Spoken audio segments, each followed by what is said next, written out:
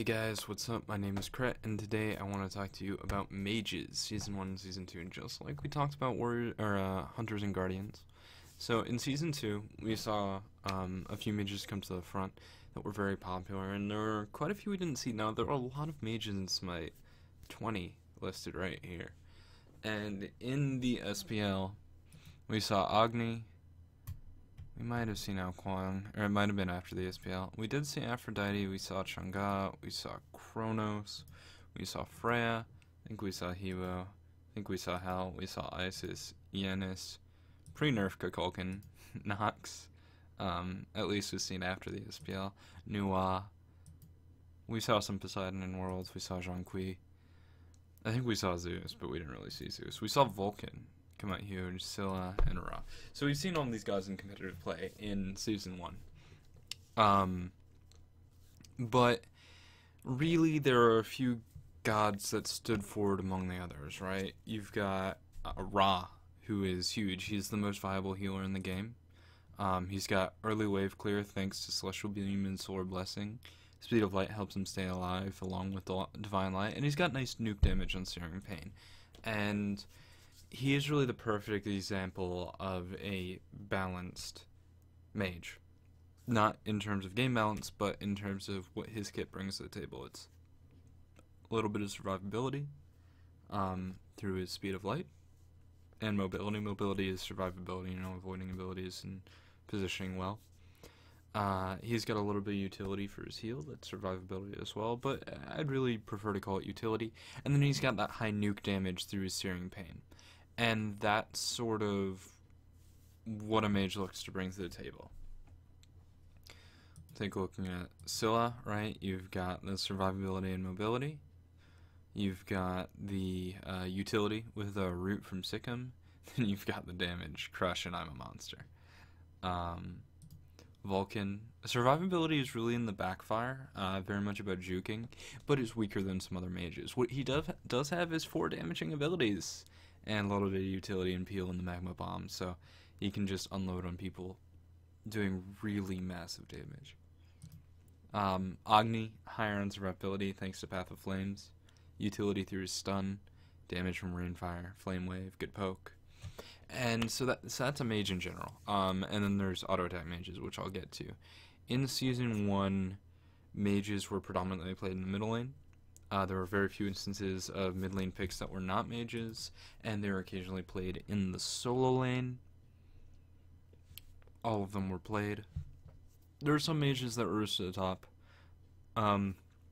Looking through the list real quick, over the entirety of the season, the strongest definitely being Agni, Ienis, say at the end Nox, Nuwa, Ra. Scylla came out at the end, and Vulcan was strong throughout the season as well. So, yeah. Looking forward into Season 2, mage changes weren't huge. They lost pen boots, and that's actually a really important change. So, mages have 30 magical protection, all of them. And it doesn't scale with level. That means at level 1 you have 30 protections, at level 20 you have 30 protections. So what that means is that mages are very good at killing other mages, right? In the mid lane matchup, Poseidon can hit level 5. Poseidon can hit level 5, he can hit you with the Kraken, and, that could kill you if you don't have an Aegis, buy an Aegis. So that's a really interesting part of the mage matchup, and when a mage is able to get penetration boots and reduce the protections, that can be very scary. So let's bring over this spreadsheet. Bam. It'll load up in a few seconds.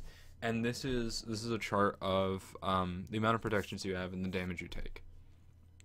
So here, at 30 protections, at 30 protections, you take 77% damage. So if I was going to hit you for 1,000, you take 770.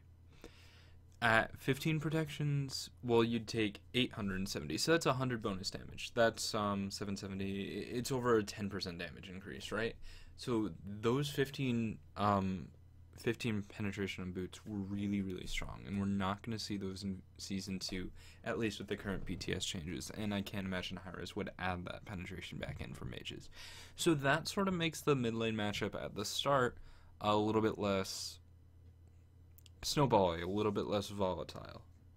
Overall, I think that's a good change. And so mages will have a little bit more trouble getting that first bit of penetration online. Now, it should be noted that without any added protections and a simple Spear of the Magus, Poseidon will do true damage, and his Kraken will kill you if you don't have an Aegis. So mages are still weak against other mages, but they're just not as weak as early, and I think that's a great change.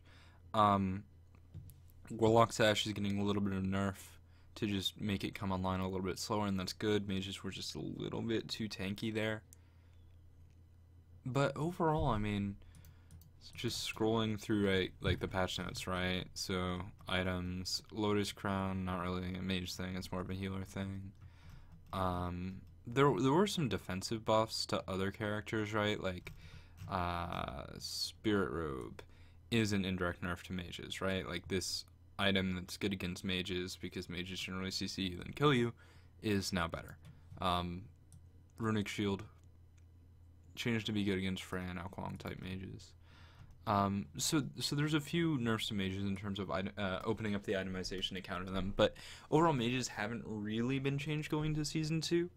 And as a class, I think there's a pretty good point of balance for such a diverse class. Mages do so many different things. The subsection of healing mages probably could use some work. So that's Ra, who's really the primary healer, and then you've got Hel, Chunga, and Aphrodite.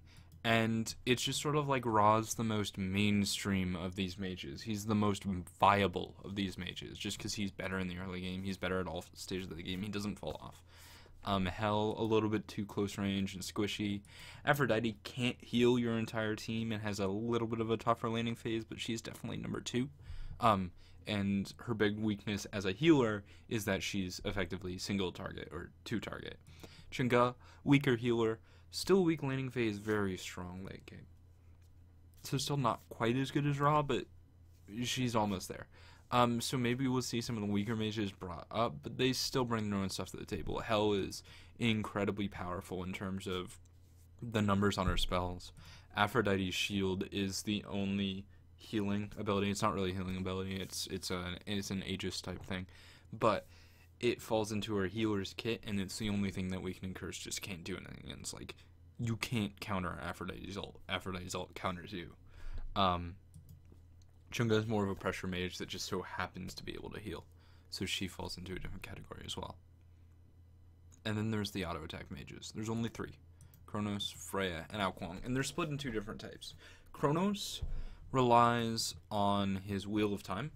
His 4th section gives him magic power, contribution to basic attacks, so his basic attacks hit harder. They get more from his magic power, which means he builds in a similar vein to a hunter, right? He gets a large amount of magic power, and then some attack speed, some penetration, and he hits people and kills them.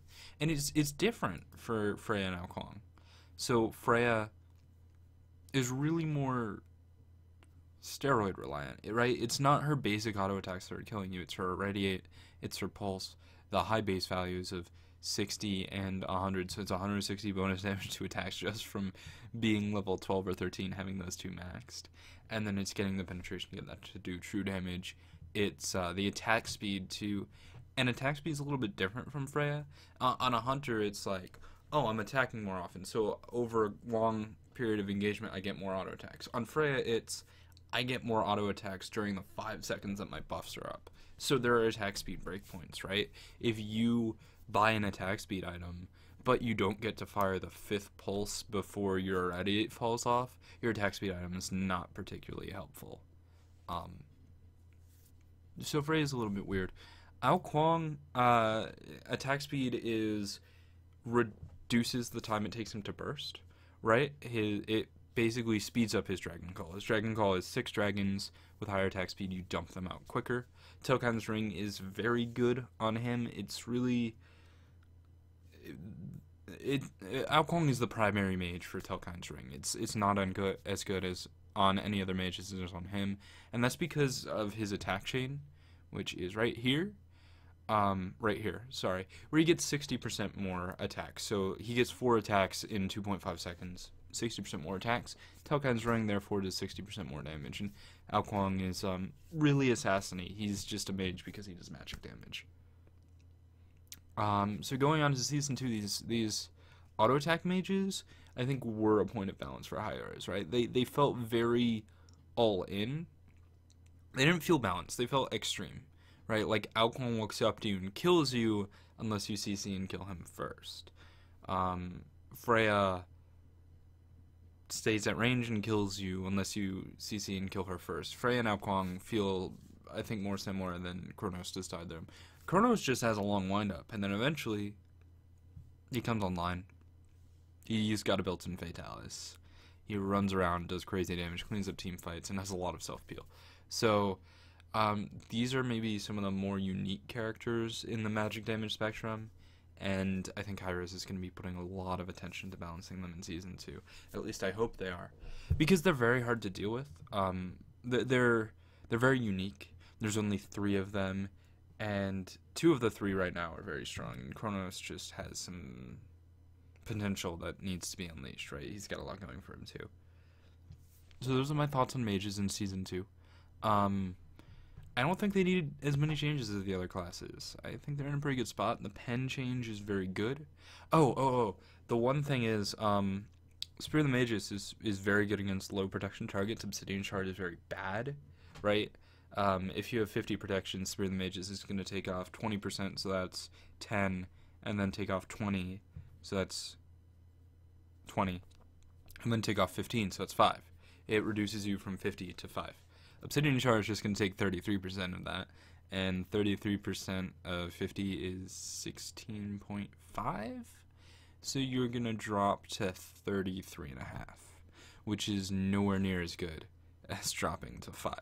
So Obsidian Shard mages could be looked at. Maybe Dynasty Hate Plate Helm will be the solution, maybe not, we'll see.